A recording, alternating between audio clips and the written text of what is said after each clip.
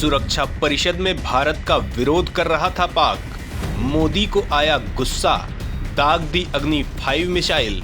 इस्लामाबाद की थम गई सांसें, शहबाज अंडरग्राउंड।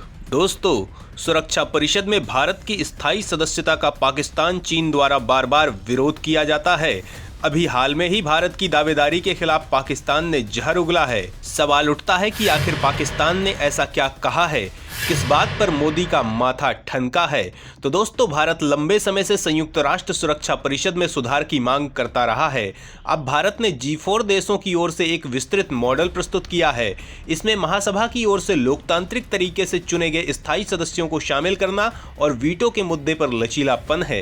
हालांकि भारत के इस प्रस्ताव के खिलाफ हमेशा की तरह पाकिस्तान उतर गया है। पाकिस्तान ने सुरक्षा परिषद के सुधार के लिए इस मॉडल को खारिज कर दिया है। इसके अलावा कहा कि स्थायी सदस्यों का कोई भी विस्तार सिक्योरिटी काउंसिल को पंगु बना देगा। पाकिस्तान ने यह भी कहा कि इस प्रस्ताव से सिक्योरिटी काउंसिल छोटे देशों की मदद नहीं कर पाएगा। भारत की ओर से प्रस्तावित इस मॉडल में कहा गया है कि मौजूदा 15 सदस्यों वाले परिषद की संख्या 25-26 तक बढ़ाई जाए। इसमें 6 स्थायी और 4 से 5 अस्थायी सदस्य जोड़े जाएं। इसके अलावा वीटो के मुद्दे पर भी लचीलेपन का प्रस्ताव दिया गया। यूएन में पाकिस्तान के स्थायी प्रतिनिधि राजदूत मुनीर अकरम ने कहा, यूनाइटिंग फॉर कंसेंसस सदस्य के रूप में यह स्पष्ट है कि हमारी स्थिति ने लगातार नए सदस्यों को जोड़ने का विरोध किया है। लंबे समय से चल रही अंतर सरकारी वार्ता का उद्देश्य सुरक्षा परिषद को सबसे प्रभावी, प्रतिनिधित्वपूर्ण और जवाबदेह बनाने के लिए इसका पुनर्गठन करना है। यूएफसी समूह ने सदस्यों की नॉट परमानेंट मेंबर्स नाम की एक श्रेणी प्रस्तावित की है। इसमें लंबी अवधि के लिए सदस्यों का चुनाव और एक बार फिर चुने जाने की संभावना जताई गई है। पाकिस्तानी राजदूत ने कहा कि G4 मॉडल विपरीत दिशा में प्रयासों को ले जाएगा, क्योंकि उसमें 5 नई गैर स्थायी और 6 स्थायी सदस्यों का विस्तार शामिल है। दोस्तों, सुरक्षा परिषद सुधार पर अंतर सरकारी वार्ता फरवरी 2009 में शुरू हुई थी, जो अभी भी रुकी हुई है। लगभग सभी देशों का मत है कि यूएनएससी का विस्तार होना चाहिए, लेकिन विस्तार की प्रक्रिया पर हमेशा मतभेद दिखाई देते हैं। सीटों की संख्या, नए सदस्यों के चयन के मानदंड, क्षेत्रीय प्रतिनिधित्व और सुरक्षा परिषद के स्थायी और गैर स्थायी सदस्यों के बीच ताकत के बंटवारे के मुद्दे हमेशा मतभेद पैदा करते हैं।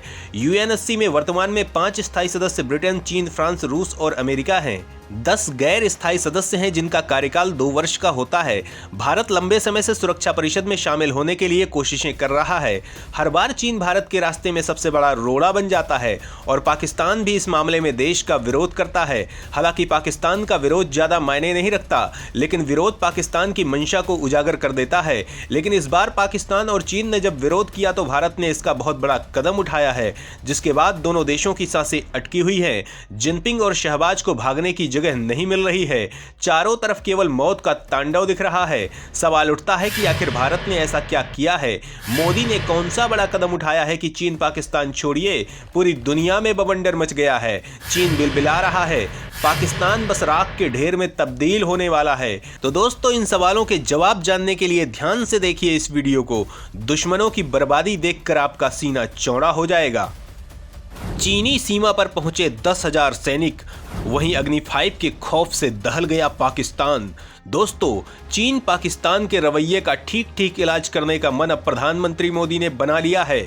अभी जब चीन ने भारत के खिलाफ जहर उगला था तो भारत ने तगड़ा जवाब दिया था। सवाल उठता है कि आखिर चीन ने भारत के खिलाफ क्या कहा था, जिसके बाद भारत ने बहुत बड़ा कदम उठाया था? जिनपिंग क्यों बिलबिलाने लगे थे? तो दोस्तों, चीन ने संयुक्त राष्ट्र सुरक्षा परिषद में सुधारों को लेकर अपनी प्रतिक्रिया दी है।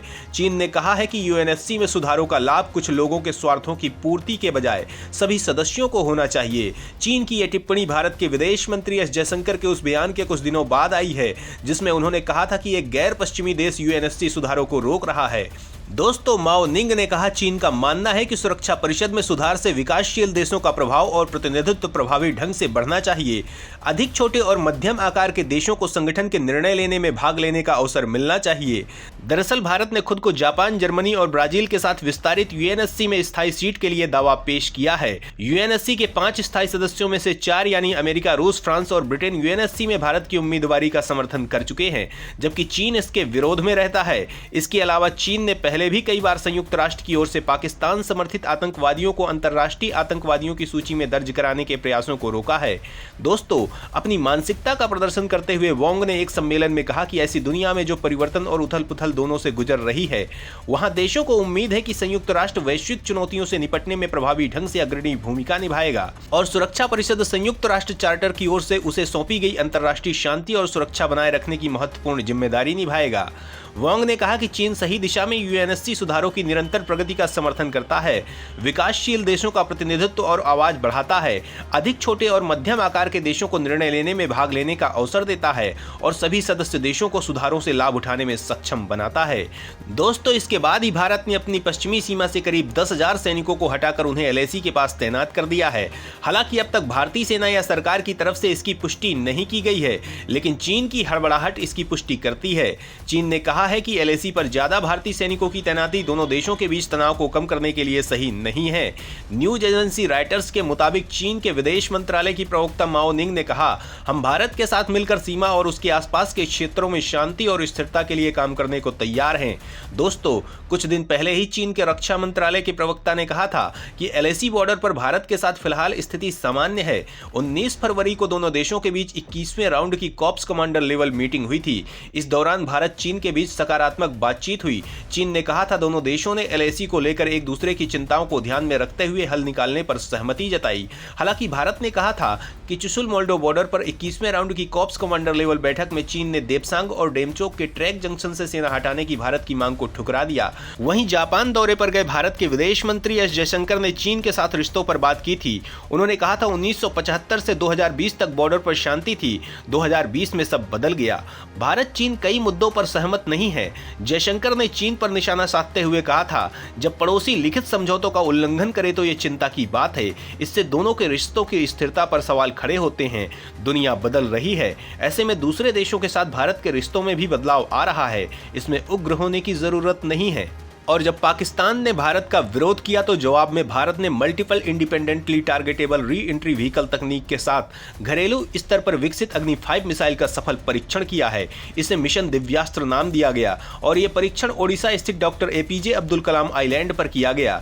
भारत के लिए यह परीक्षण एक अहम सफलता है। वहीं भारत से हथियारों की होड़ करने की कोशिश करते दिखने वाला पाकिस्तान 3 साल पहले इसी तरह के मिसाइल के टेस्ट में फेल हो चुका है। पाकिस्तान ने 2750 किलोमीटर शाहीन थर्ड मिसाइल का उपयोग करके multiple independent targetable re entry vehicle तकनीक विकसित करने का प्रयास किया था, जिसमें वॉरहेड 2 किलोमीटर की दूरी तक जमीन पर मार करता था। डीआरडीओ के शीर्ष अधिकारियों के अनुसार इसके टेस्ट में पाकिस्तान पूरी तरह से फेल रहा।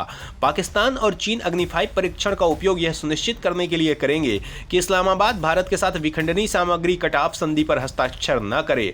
हालांकि अग्नि 5 MIRV विस्तारवादी चीन को रोकने में भी मददगार होगी, जो 1950 में क्रूर बल का उपयोग करके तिब्बत या सैन्य कब्जा करने के बाद कुछ भारतीय क्षेत्रों पर भी नजर जमाए हुए है।